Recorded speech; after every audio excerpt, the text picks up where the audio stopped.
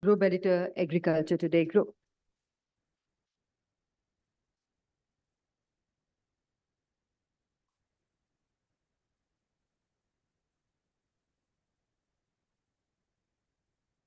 Namaskar and good morning. Our guest of honor, His Excellency Dr. Manoj Nardev Singh, Secretary General African Asian Rural Development Organization, Justice P. Sathasivam, former Chief Justice of India, eminent dignitaries on the days, our special invitees, distinguished delegates, respected members of the press and media, ladies and gentlemen. A very warm welcome to the 14th Agriculture Leadership Conclave 2023 on the topic Sustainable Agriculture Systems for Food Secure Planet. Ladies and gentlemen, today we are also celebrating the Silver Jubilee of Agriculture Today. Today we commemorate 25 years of sowing the seeds of knowledge in the fertile fields of agriculture. And to kickstart the celebrations, I would now request Dr. M.J. Khan to kindly do the honors of welcoming our eminent dignitaries with floral bouquets. I would request you, sir, to kindly welcome His Excellency Dr. Manoj Nardev Singh.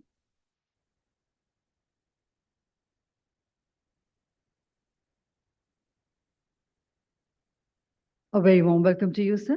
May I request Dr. Khan to welcome our guest of honor, Justice P. Sathasivam, former Chief Justice of India. Thank you very much indeed, sir. We welcome Dr. Tarun Sridhar, Member CAT and former Secretary AHDNF. A very warm welcome, sir. We welcome Mr. Shantanu Pense, CGM SBI.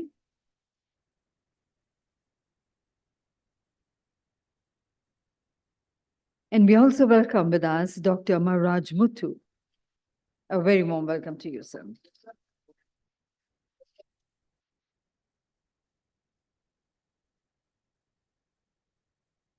And ladies and gentlemen, to begin today's event, which is very, very special as we are also celebrating the Silver Jubilee of Agriculture today, I would request all our eminent dignitaries seated on the dais to kindly light the ceremonial lamp and formally begin the proceedings.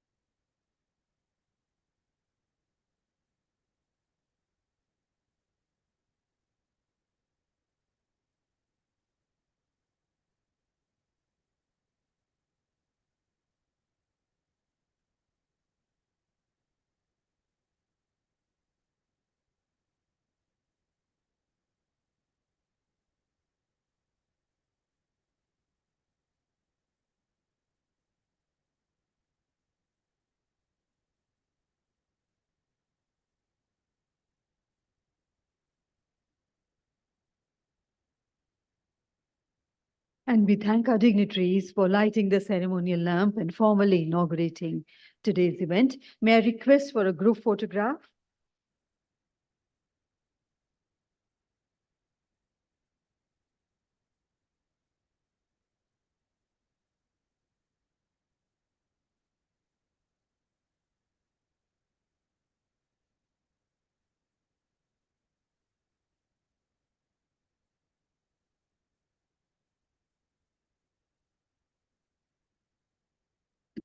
Thank you very much indeed.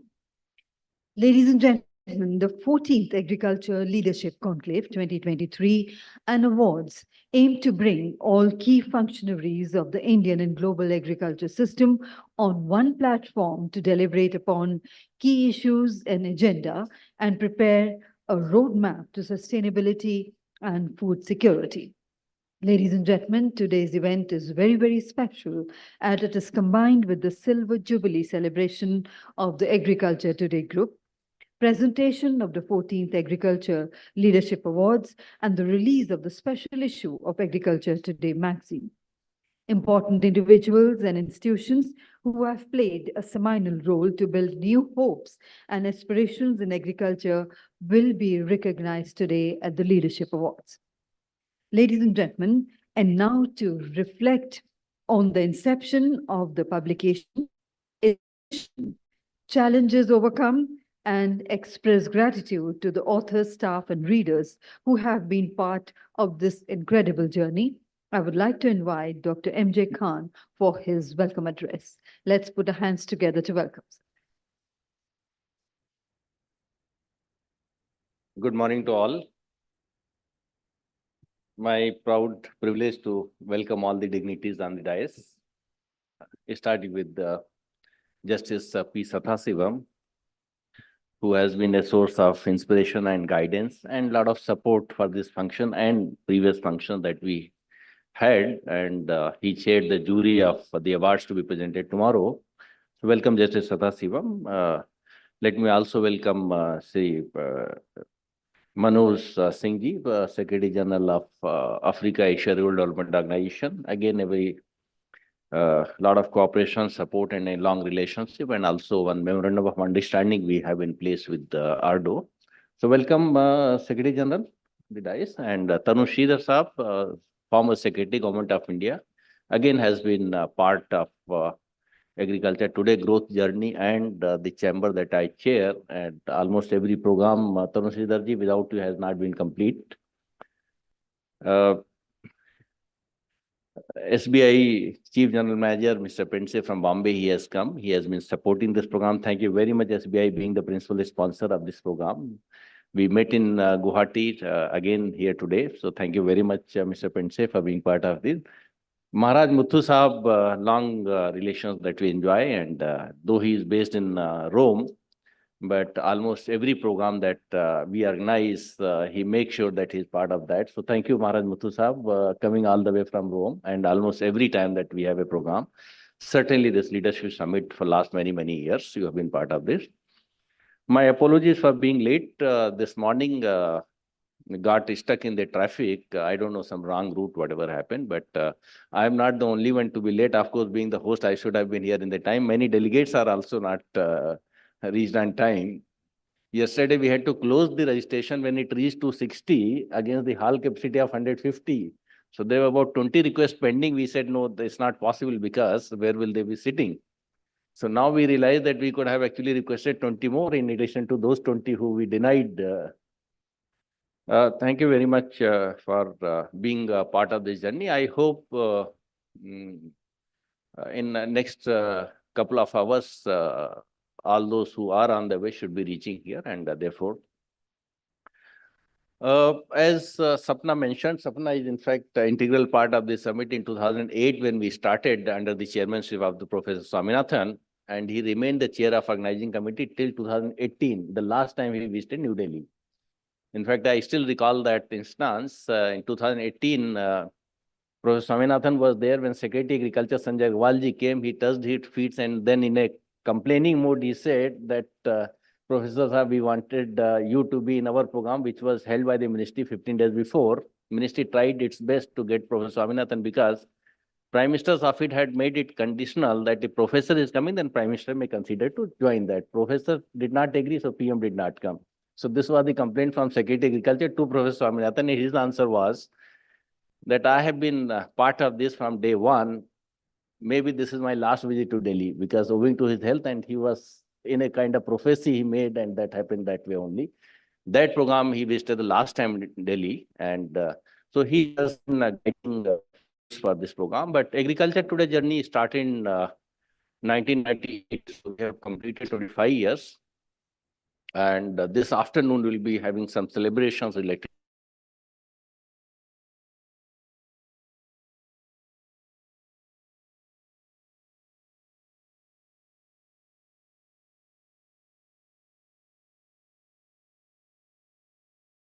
analysis, but also it played a role in influencing the policies, in creating the opinions, and providing a platform where a lot of networking and partnerships and participation of key stakeholders happened.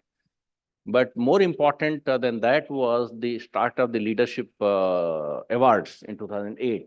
Before that, there were no awards in agriculture except by ICR, which was meant exclusively for scientists.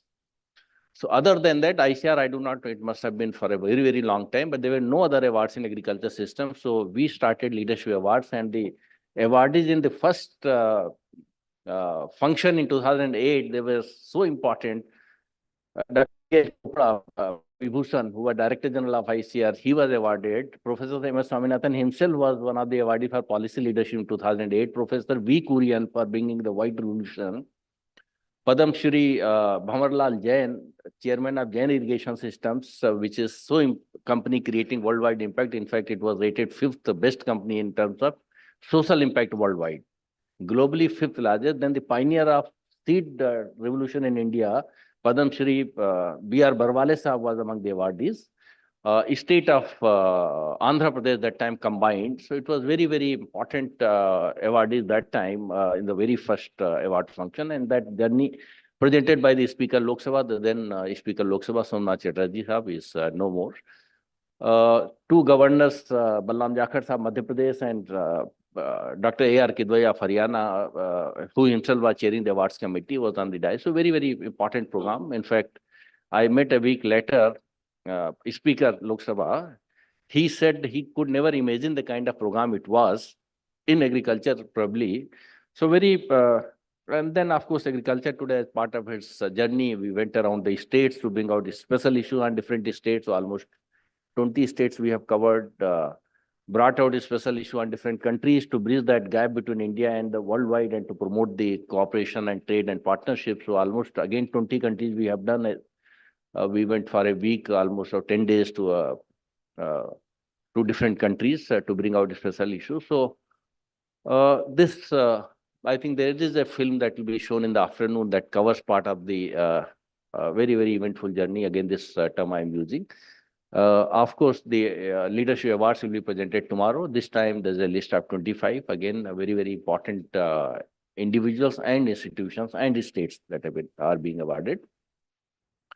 In this journey, there have been a lot of people who worked with agriculture today directly, and there are a larger number of people who provided the support ecosystem and having been, valuable part of the agriculture today journey. So some of them we are recognizing tomorrow, almost 70 of them. No, I'm sorry, today itself in the afternoon.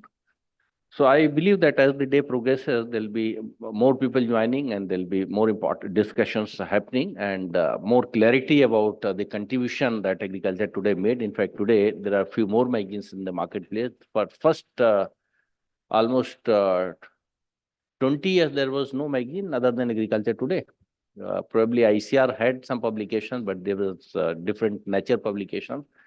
So a very long journey, and a lot of memories I think we'll share when the celebration starts. This today's topic of climate resilient agriculture, for global food security. What is the exact topic? Sustainable agriculture system for global food security. I think I have 4 I's to share to address this challenge. First I is the innovation. Lot of technologies, one which are being developed by the public system. ICR, of course, is the world's largest system of agriculture research and education. In fact, the US and China put together do not make half of ICR. That's the size of ICR in terms of institutional infrastructure that represents. CSIR also has some contribution in that. There are state agriculture universities, I believe 81 or 82 by now. They are contributing, but of late there is a very powerful institution that has emerged, which is the institution of agri-tech startups. The kind of innovation and very tech-driven and digital technology on the core of the models.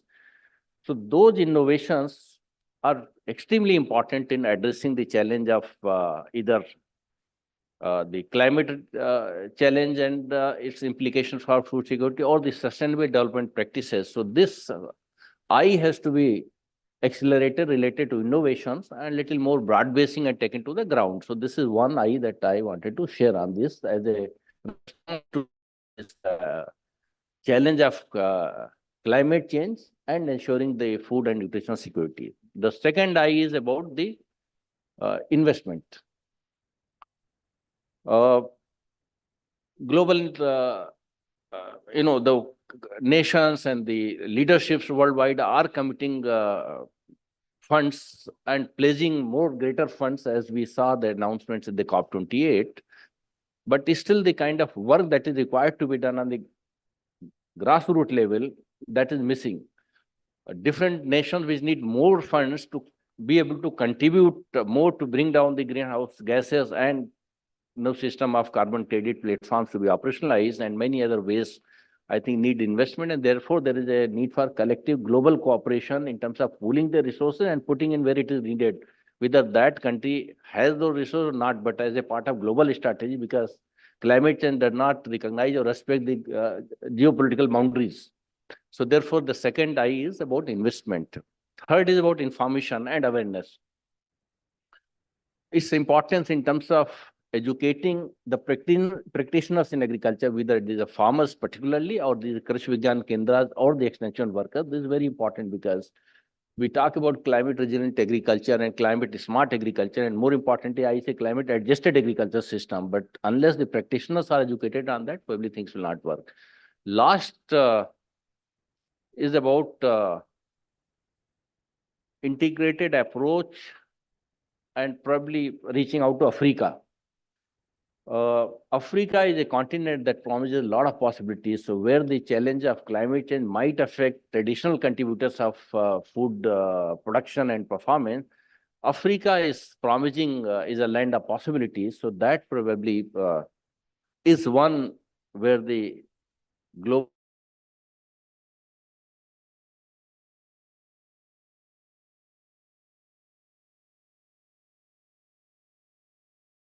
and this thing, keeping the Africa in center stage, I think we'll work on that.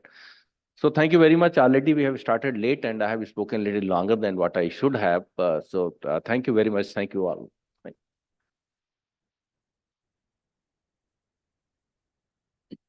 Thank you very much indeed, Dr. Khan, for your warm words of welcome and for sharing the journey and the growth of agriculture today over the past 25 years. And ladies and gentlemen, I now have the proud privilege in inviting Mr. Shantanu Pense, CGM NABARD, to kindly address the August House present here. Let's put our hands together to welcome sir.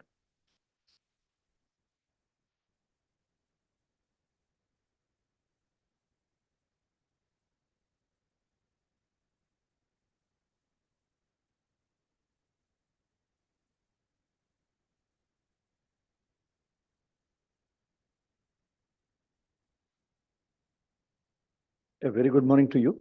Good morning, Justice Sadasivan sir, Dr. Tarun Shidhar,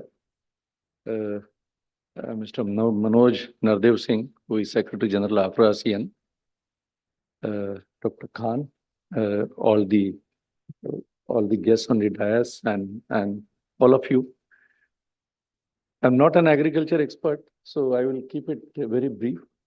But in my opinion, as a country, we are at the cusp of agriculture innovation or disruptive technologies coming into it, so that we actually are looking at from the banker's perspective also that the country is moving from a sustenance agriculture to a commercial agriculture. And as Mr. Khan said, through agri startups and agri-techs, we have disruptive technology all across. Now, all of you and the dais, I mean, what should I say about agriculture? But I will just leave this, that in 2 days of discussions, there are 3-4 problem statements which we can address perhaps during the course of discussion. And I observed these in my assignment as Head of Agriculture for State Bank of India. I go all across the countries and I take part in many of such conclaves, meet farmers, meet the producers. Sir, in my opinion, there are 3-4 problem statements which need to be discussed and taken forward. Is the farmer takes the maximum risk in the entirety of agriculture, but he is at the bottom of the benefits. And this is because we have not been able to place the farmer in the value chain or supply chain. So unless we find a solution how to make our farmer part of supply chain, the doubling farmers' income or tripling farmers' income will not happen because he is not part of supply chain. Say for a simple example, sir, MSP of rice is around 2,250, but the even the basic variety of rice is sold at 4,400, which means that the entire value which the farmer generates throughout the production cycle is exactly what the person who is storing it, warehousing it, packing, grading, and selling is getting exactly the value which the entire farming is done. So how to make farmer a part of the value chain? This is one. The second problem statement perhaps we all are looking at is how to make producers to processors, which necessarily means that there are so many great initiatives by Government of India in last couple of years, and the policy support schemes like Agri Infra Fund. And I'm proud to tell you that 1/4 of the country's sanctions of Agri Infra Fund are done by State Bank of India, and we are proud to be associated with this. But even with 1 lakh crore policy support, we have hardly consumed 30% of it in 3 years. So there is a great opportunity in Agri Infra Fund. Then we had AHIDF scheme, which ended in March, but perhaps it will again go live. We have now the KCC animal husbandry, dairy, fishery, which was not there, started in 2019. And there are like NABARD, Gramin Bhandaran Yojana and all. Now these schemes are really wonderful and effective on the ground. But then how to make the producers, that is the farmers, into the processors? Say for example, sir, tomato, which is thrown away on the streets because of the prices. There are so many agri startups manufacturing these solar tomato dryers. Similarly, chili. I mean, I know one of the startups called Green Pod in Chennai. I met the person. It's only a sachet. If it is put in the fruit basket, the fruits stay as fresh for 15 days like that. So there are immense possibilities opening up. So the second problem statement. Third is how to make best use of the assets, because in my opinion, we have got one of the best agroclimatic zones. But the resources, the human resources, 100 crore young demography which we have, which is one of the finest asset of our country for next 50 years. The land asset, the water assets, how to make the best use of these assets. I think next 2 days the deliberation will go on to this, because it is only the efficient use of assets we do. And as the theme goes, sustainable agriculture for food secured planet is all about how to make sustainable technologies, how to make best use of water, precision agriculture, and so on. Won't take much time. Feel privileged to be part of this this conclave held by Agriculture Today. So I pay my gratitude to Agriculture Today group also. Thank you for giving me this opportunity. Thank you so much.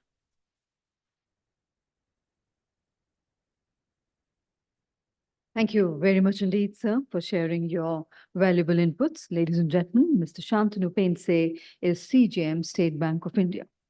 And I now have the proud privilege in inviting Dr. Tarun Sridhar, he is former Secretary, Ministry of Fisheries, Animal Husbandry and Dairy, to kindly share his esteemed views with the August House. Let's put our hands together to welcome sir.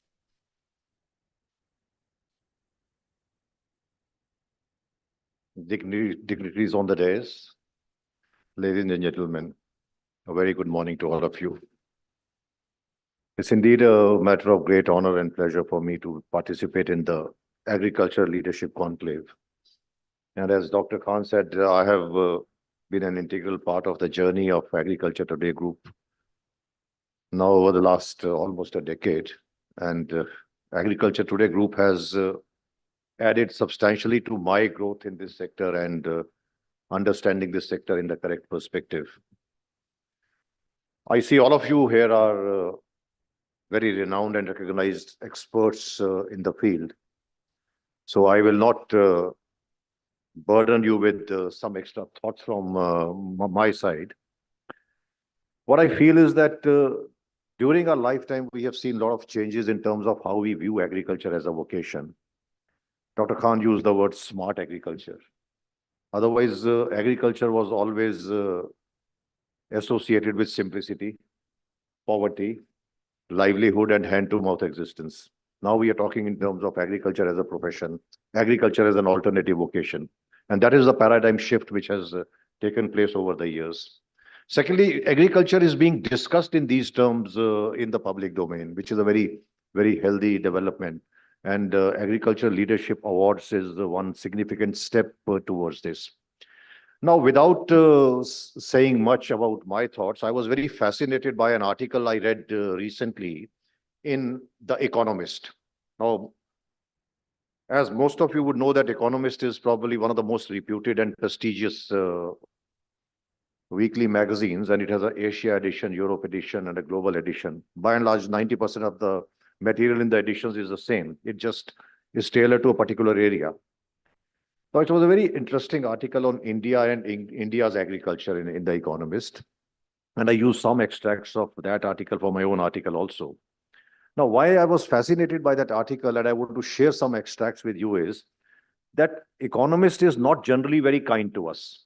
Its articles and the entire approach to India is of very scathing criticism most of the times of our policies, of our growth, and the way we handle our economy. But this article very fascinated me. It was, if it interests you, it was published in the month of June this year. The title is India's Journey from Agricultural Basket Case to Bread Basket.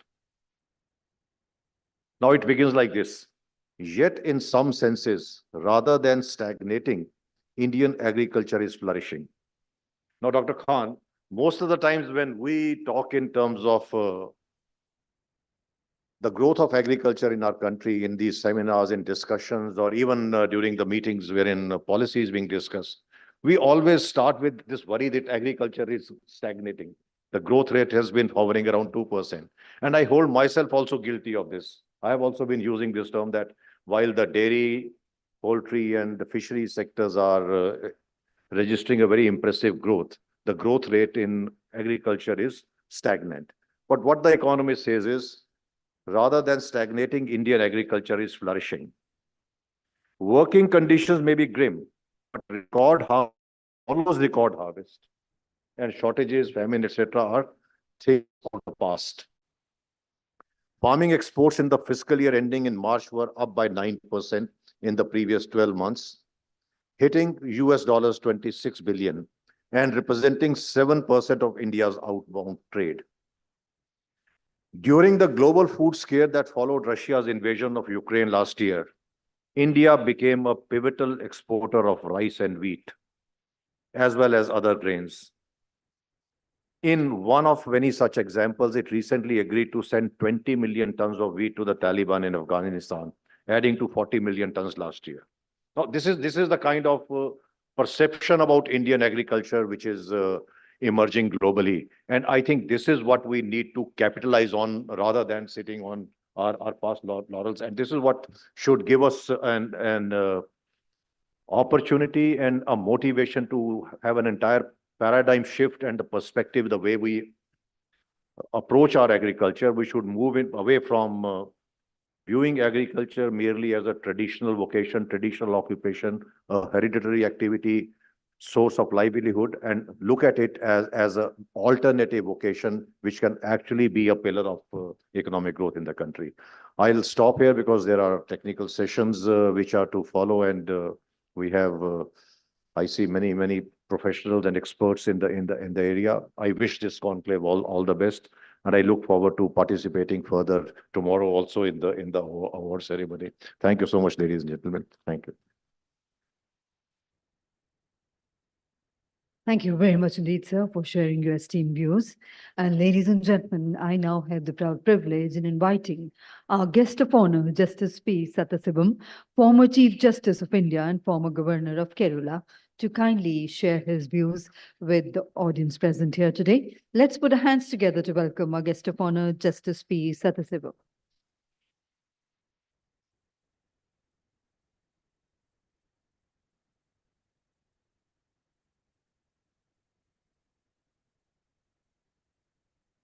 Good morning to all.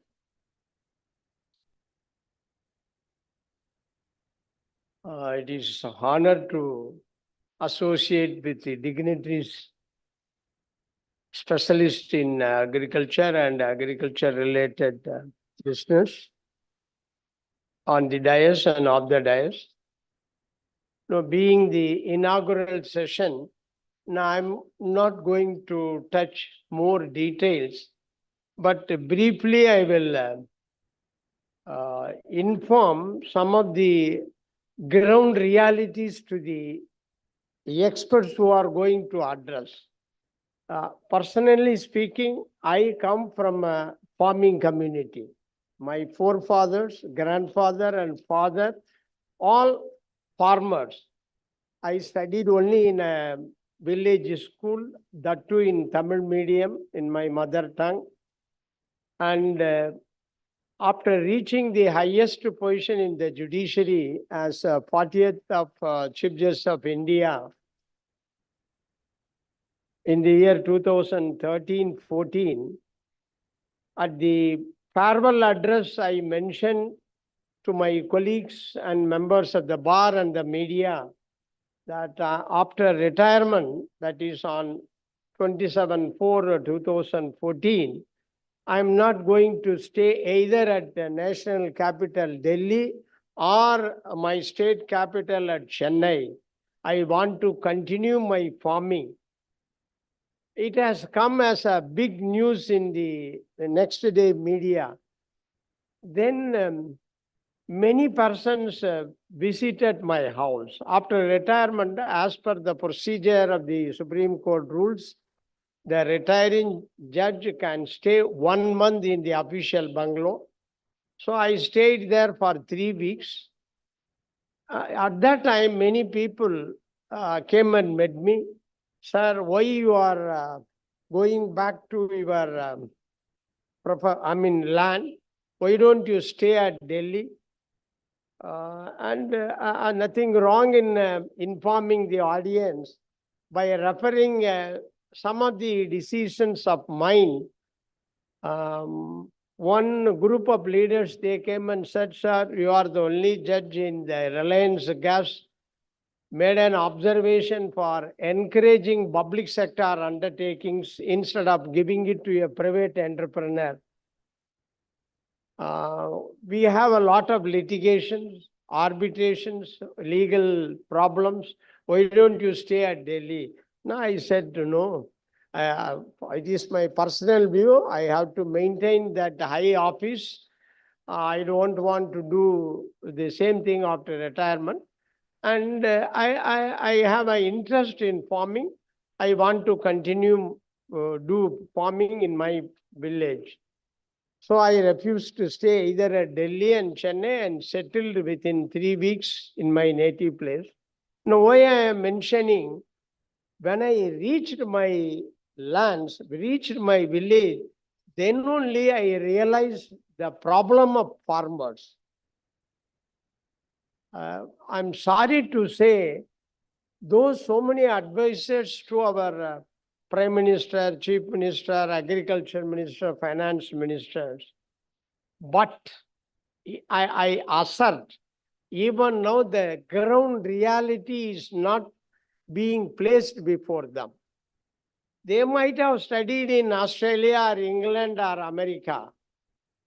They must be aware of the problems of our farmers and workers. Now I realized 2014, I retired. Then within few months, I assumed office as Governor of Kerala. Then after completing 5 years, September 2019, I went straight to my field. last 4 years, I'm realizing. I'm giving one example, then I switch over to my few written preparations.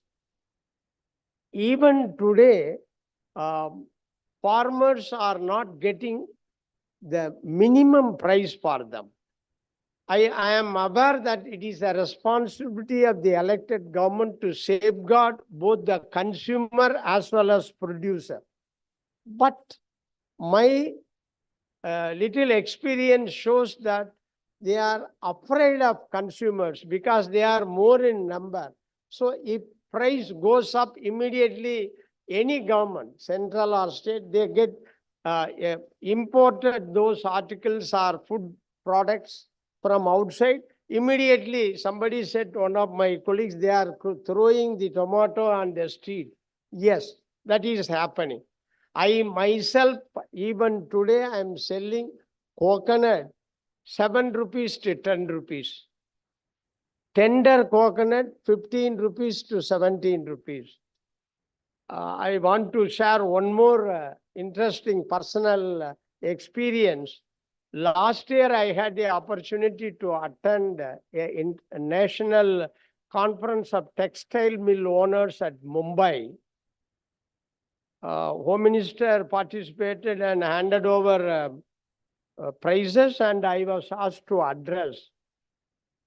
In that also, in that connection, I visited Mumbai and stayed in a very big star hotel. The organizers arranged a room opposite to that India Gate.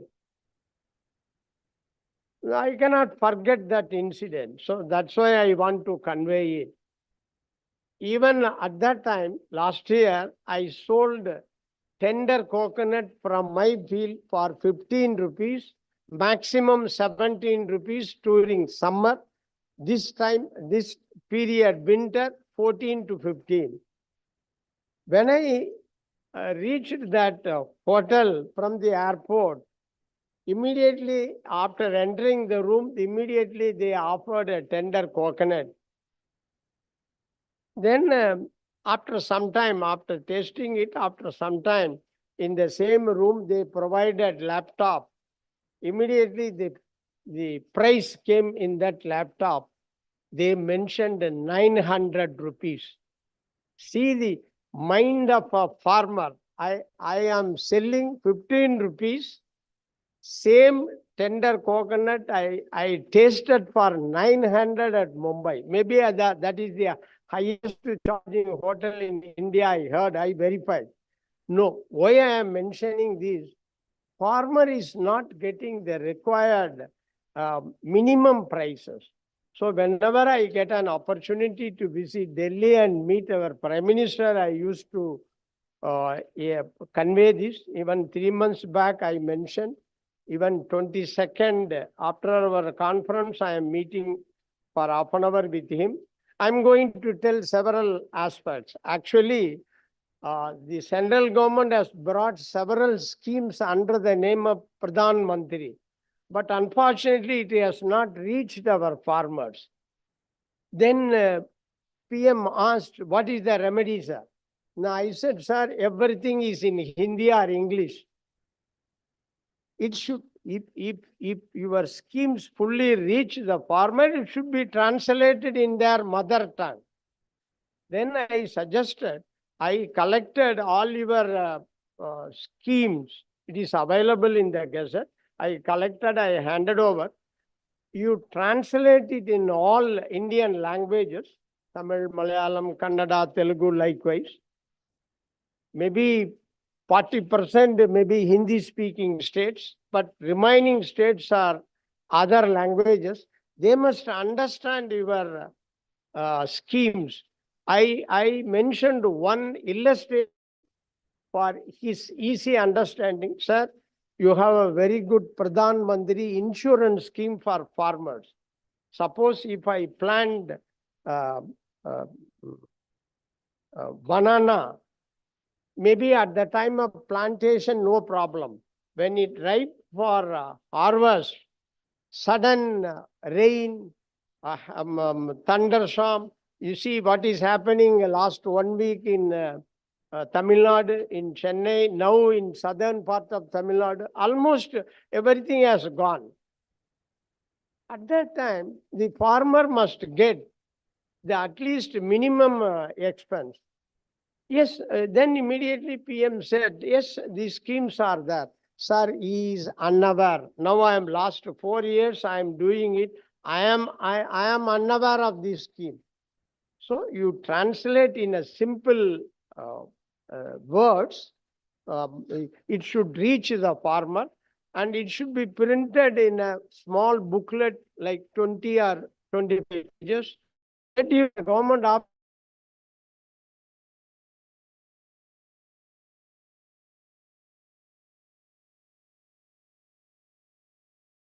I plant banana, by reading this scheme, I can spend by spending 100 rupees. Most of you may not aware of it. By spending 100 rupees, by getting that survey number, field extent, etc., from the village administrative officer, and I can register this land for insurance. In the event of any damage due to rain or havoc, I may get 20 to 25,000. But I'm sorry to say, none of the farmer in my state, I don't know about other places, are aware of. I mentioned only one. If I mention all the 20 schemes of Prime Ministers, it may take half a day. So why I am saying this. My purpose is this. I already conveyed to Dr. Khan also.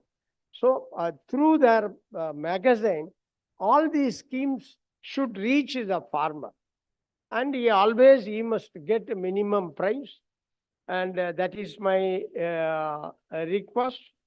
And apart from, there are a number of problems are there. For example, because of my knowledge and experience, now I changed the system of irrigation. Madam has, when I met, Mrs. Nair has mentioned, sir, one day we have to visit your farm and note down what is happening, and we want to publish it. I like it because now I changed the entire system. In our state, in Tamil Nadu, I can proudly say that farmers are getting free electricity. Even today, I am owning 5 pump set, electric pump set. I am getting electricity 24 hours, but I need not pay single rupee. In spite of it, I am not getting profit. And I switched over this old method. Now I have changed it to drip irrigation and sprinkler irrigation. Instead of paddy and sugar cane, I switched over to coconut, banana, inside the coconut top, areca nut. It's a commercial crop.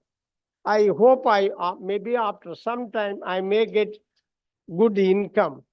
And labor is also a big problem. This also I conveyed to our Prime Minister, sir, after the introduction of Mahatma Gandhi Rural Employment Scheme, Manrega, in village we are not getting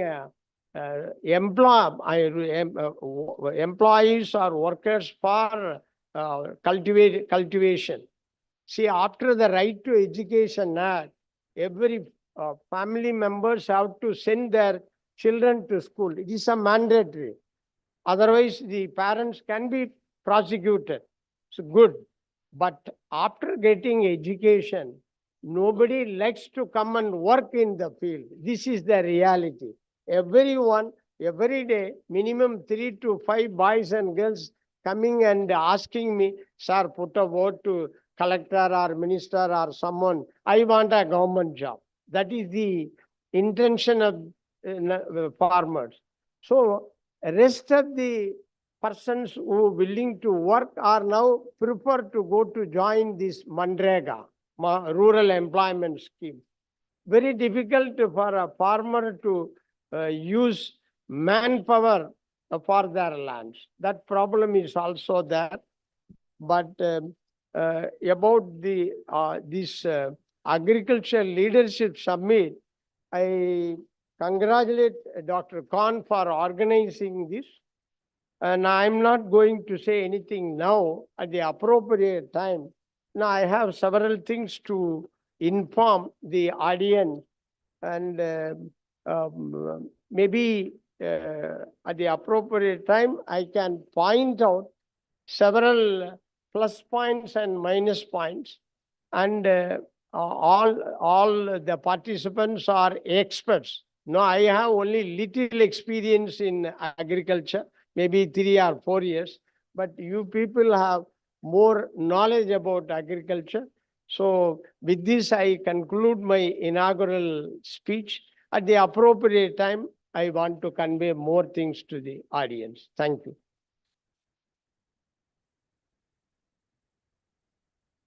Thank you very much indeed, sir. And now, ladies and gentlemen, I have the privilege in inviting His Excellency Mr. Manoj Nardo Singh, his Secretary General, African Asian Rural Development Organization, for the inaugural address. Let's put our hands together to welcome His Excellency.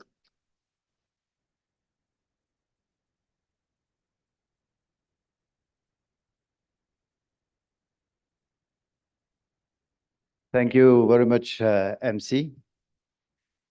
Respected Honorable Justice Satya Shivam, former Chief Justice of India, Dr. M.J. Khan, Chairman, Indian Chamber of Food and Agriculture, and also President of Agricultural Today Group, Dr. Tarun Siddharth, Dr. Maharaja Mutu, our Mr. Santanu Pensive from SBI, Chief General Manager, Mrs. Anjana Nair, Group Editor, Excellencies, ladies and gentlemen, all other protocols observed. We'll say a very good morning to you all. Thank you very much, Dr. Khan, a long association with African Asian Rural Development Organization. Thank you for inviting us to be here at this very impeccable arrangements and wonderful platform made. Let me endorse most of the speakers who have been speaking from this dais. All the issues obviously will be discussed today and tomorrow, I do understand that. But I would like to elaborate on only a few of the issues from the perspective of Asia and Africa. We all know that there are phenomenal changes are happening here in the world itself, not only in India, due to the technological revolutions out there, including the digital transformation. And Dr. Khan mentioned the smart agriculture is there. There are changing tastes of people and income also changing. All these are reshaping our food systems. We also know, on the other hand, we know that the food and nutrition security are very, very high on the world's agenda. And they are also very, very critical, as Honorable former Chief Justice has underlined, from the farmer's perspective. But I would say they are very critical for many countries in Asia and Africa. We do have it on record that the new global report on food crisis 2023 mid-year update is highlighting that approximately 238 million people across 48 countries are facing acute food and nutrition insecurity. And we have to get ready for 2050 also, where demographers have forecasted a world population of 9 billion or even over. And all these increase in population is forecasted to happen in Asia and Africa in major part. So I'm very happy to be here because this is a very timely and opportune moment to have such a wonderful galaxy of specialists at this 14th Agricultural Leadership Conclave to discuss about food and nutrition security, to analyze climate change and food security, the intertwining of these issues are there. And most importantly, to promote collaboration, cooperative and collective actions, and agri-entrepreneurship. As Secretary General of the African Asian Rural Development Organization, representing 32 countries in the two continents of Asia and Africa, it is an immense pleasure to be here in your midst and to solemnly greet all of you, all such a rich party of dedicated professionals and stakeholders, well-wishers, making this August gathering really a central confluence for all the visionaries, entrepreneurs, policymakers, and agri-innovators. Let me wish also to congratulate Agricultural today for its silver jubilee and for their long contribution in this agriculture and valuable contribution, not only in the Indian economy, but there are many readers outside India who are looking forward for this type of article. My felicitations also go to all the nominees and the awardees of the prestigious leadership awards in the various categories. We indeed, to tackle all these problems which have been highlighted since morning, we indeed need to have many more leaders, those who have been awarded in the past and those being awarded tomorrow or today.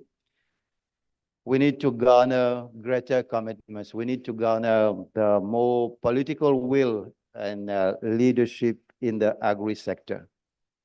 This August forum assumes a greater relevance and responsibility when we do understand and we do note that in Africa and Asia, I'm talking specifically for these two continents, not undermining other continents. They are still recuperating from that long tail COVID, which has been there, which has crippled the economy, and disproportionately suffering have been the farmers in the rural communities.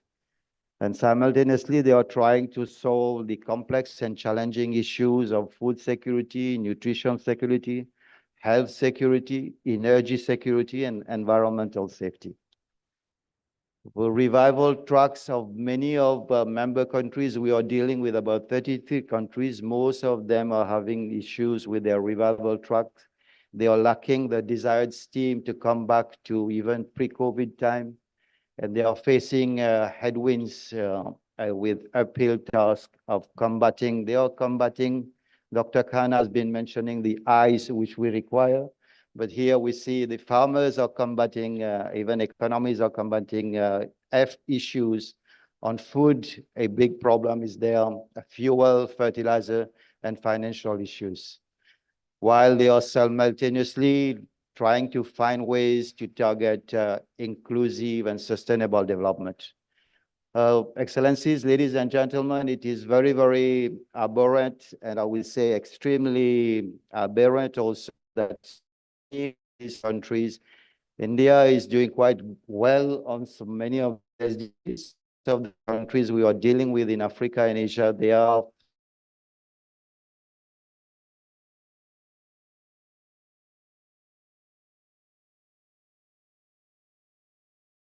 relevant to this forum. They are having, some of them are having these SDGs. They call them, it's still in the ICU. So we have to get more work, more investment, more institution to make sure that they get out from that situation.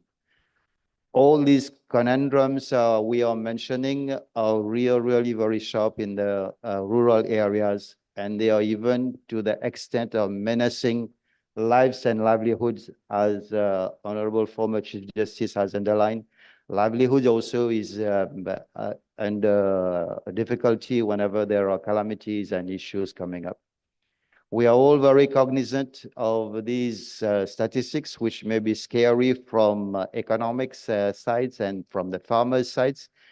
But we must be able and we can galvanize greater cooperation, greater capacity and resources to drive innovative and disruptive technology which are already available, as our good friend from SBI has been mentioning, to complement what we call the traditional knowledge for food and nutrition security and inclusive growth throughout food systems and value chains. The value chain also has to be made.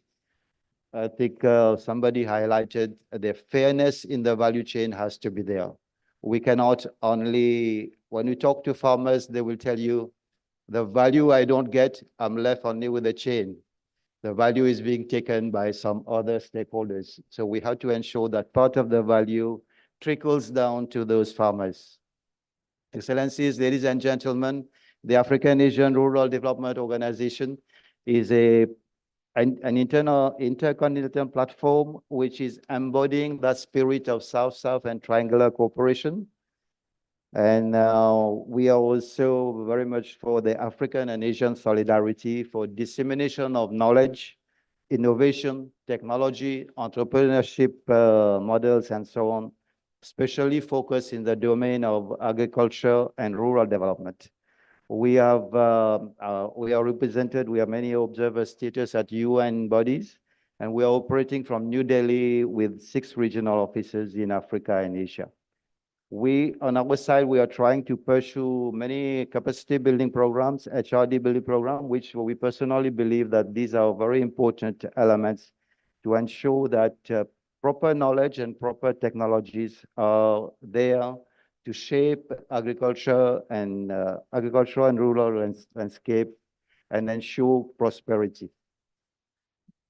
I will not elaborate on many activities we are doing, but we are trying to be impactful for farmers and for economies in Africa and Asia.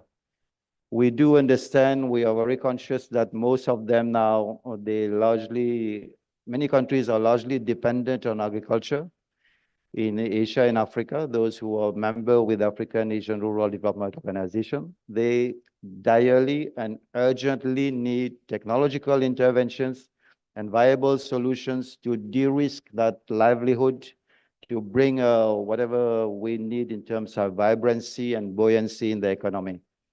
We have to ensure that there is also competitiveness and sustainable agricultural growth.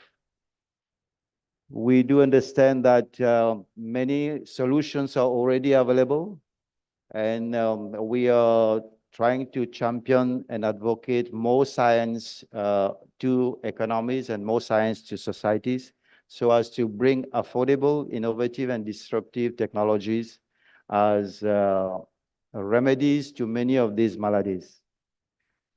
We are, again, I would just highlight that we are very much associated with Dr. Khan and the whole movement and many organizations. India also is one of the esteemed member of ARDO. So we are together trying to, we've got a very elaborated strategic framework. And the main focus is there, we are trying to persevere to answer to that clarion call of stepping up, speeding up, and scaling up the transfer of innovative and affordable technologies and technological solutions. We will invite all the stakeholders, maybe during the discussions also you can take it up here. My colleague, Dr. Kushnur, is in off dais here. We would like to invite interested stakeholders to join the momentum and especially to be present not only in India, but in the whole of Asia and Africa for the moment, which offers huge potential. Dr. Khan has been elaborating some of the potential of Africa. It's definitely really huge potential, especially in value addition, in agro-processing, given that there is a very low percentage of food being processed in agriculture, in African countries especially. And we have also got a high post-harvest loss in agriculture. So potential and opportunities are enormous and abound. I will also invite all those present to take into consideration that nowadays Africa is a united continent with the African Continental Free Trade already in place. That's a golden opportunities for the startups, also maybe banking institutions, ministries can take that on board to encourage startups also to go and enjoy benefits from the Africa Continental Free Trade Area, which is collectively equivalent to the population of India. The whole population of Africa is nearly 1.4 billion. So you will have a double market as compared to India also. All these the challenges, landscape, and mega changes happening, and there are still many will be coming. Some have been debated in COP28, while we call them impending challenges.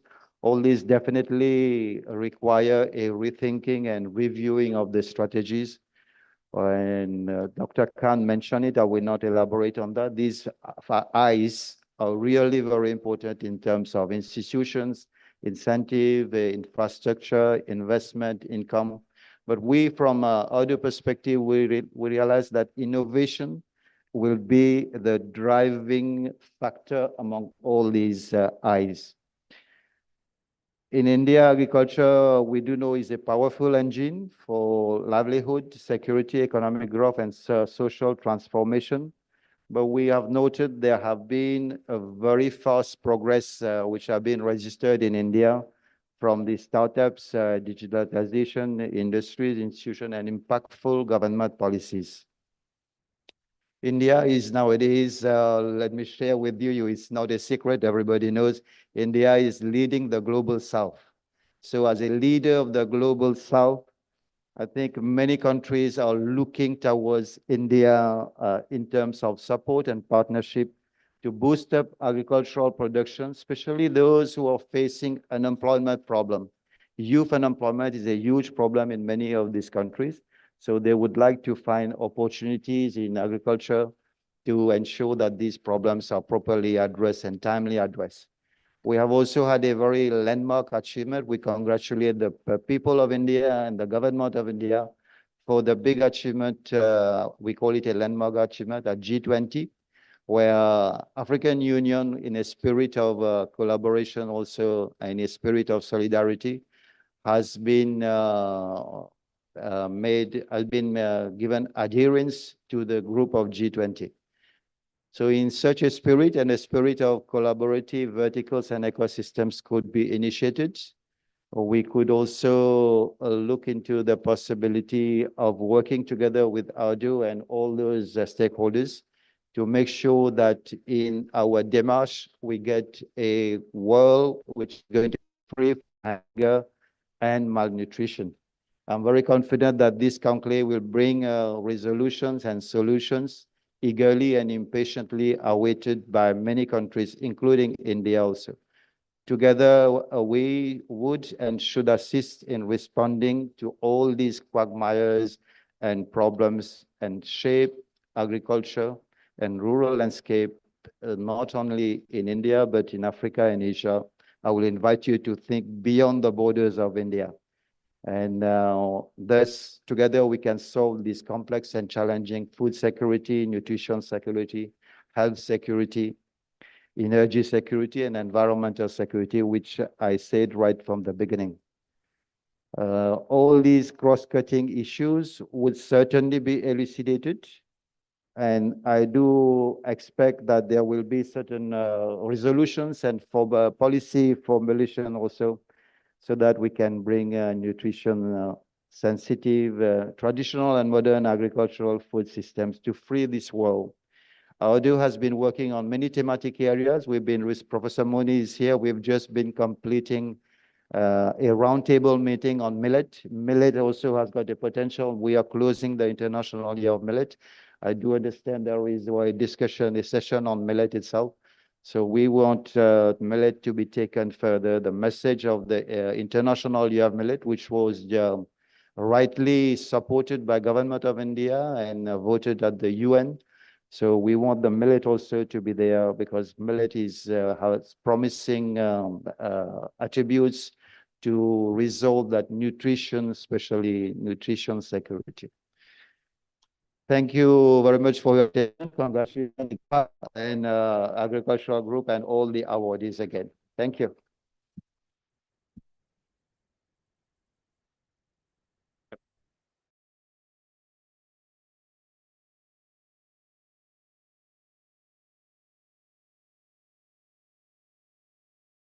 To kindly close the proceedings of the inaugural session by proposing the vote of thanks.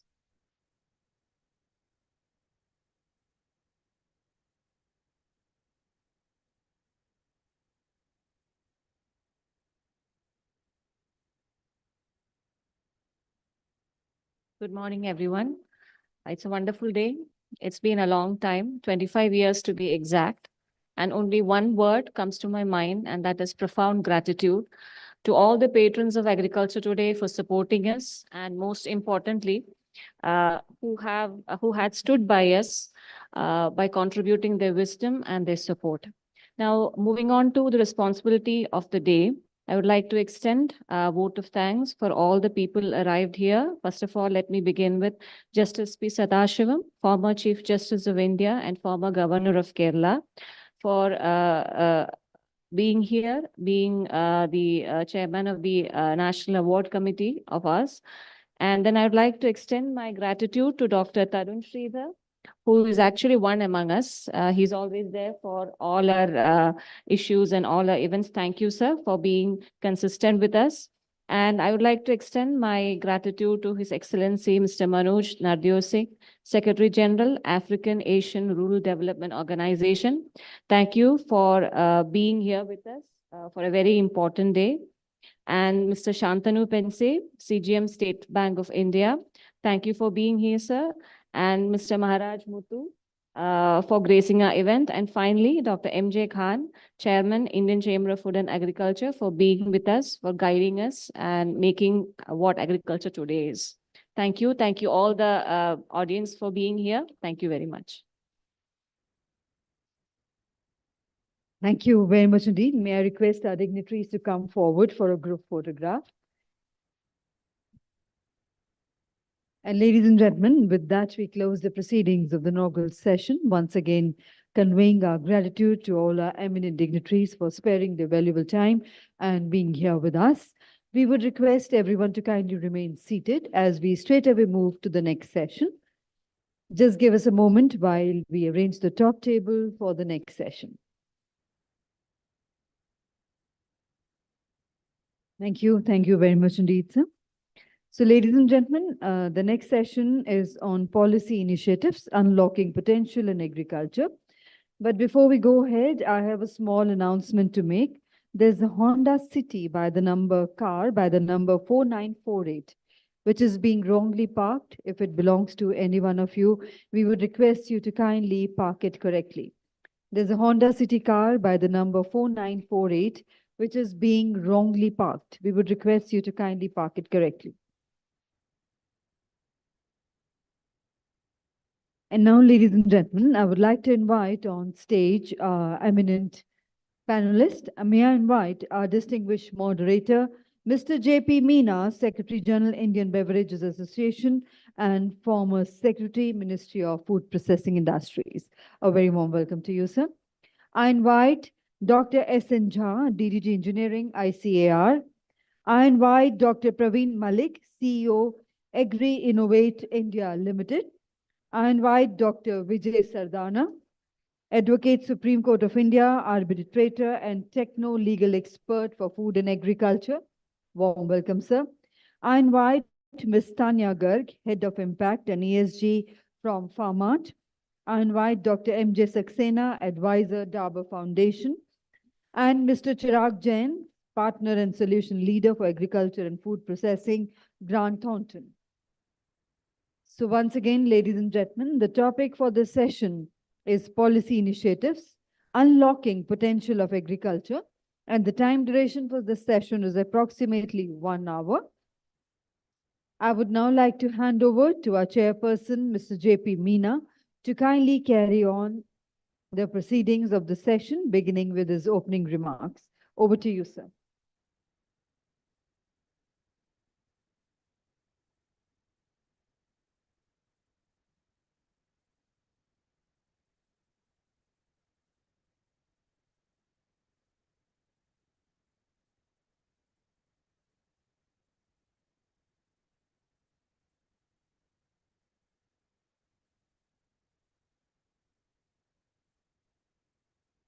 Hello.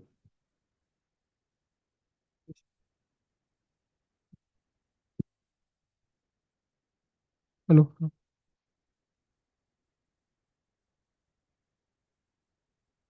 Hello, good morning to all. though late, we start our session on policy initiatives unlocking potential of agriculture.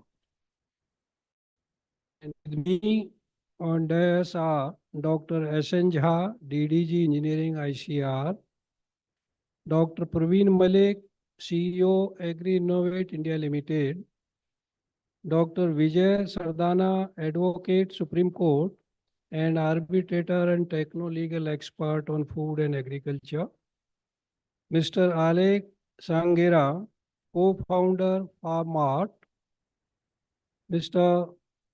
M.J. Saxena, advisor Dabar Foundation, and Mr. Chirag Jain, partner and solution leader